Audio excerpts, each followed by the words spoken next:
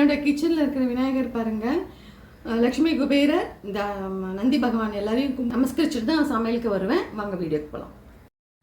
நான் வந்து காராமணிக்காய் long been இதை வச்சு ஒரு பொரிச்சக்கூட்டு சொல்லித்தரேன். இது வந்து சீசனுக்கு கிடைக்கும், ரொம்ப நல்லது.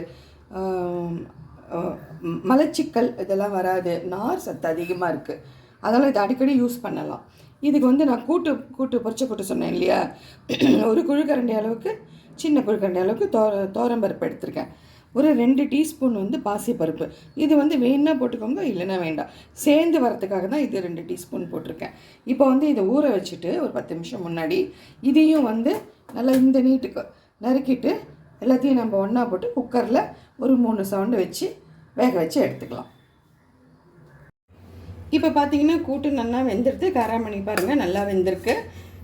இப்போ வந்து இதுக்கு உப்பு போட்டு இதை வேக வச்சாச்சு. இப்போ இதில் பார்த்தீங்கன்னா ஒரு 5 மிளகு எடுத்திருக்கேன், 1 மிளகாய், 2 டீஸ்பூன் ஜீரகம், தேங்காய் கொஞ்சம் எடுத்திருக்கேன். இதை வந்து மிக்சியில் ஜலம் விட்டு நல்லா விழுது மாதிரி அரைச்சின்னு வந்துடுறேன்.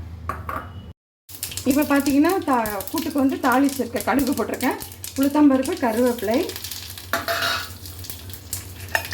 கொஞ்சம் பெருங்காயம்.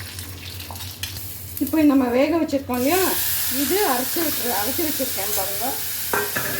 இந்த தேங்காய் நம்ம சொன்னோம் இல்லையா, அந்த விழுது கொட்டி ஒரு கொதி வச்சிடலாம். இப்போ பாருங்கள் நல்லா ஒரு கொதி வந்துடுது, எல்லாம் சேர்ந்து இதை ஆஃப் பண்ணிடலாம். இப்போ நம்மளோட லாங் பீன் காராமணி கூட்டு ரெடி ஆகிடுது.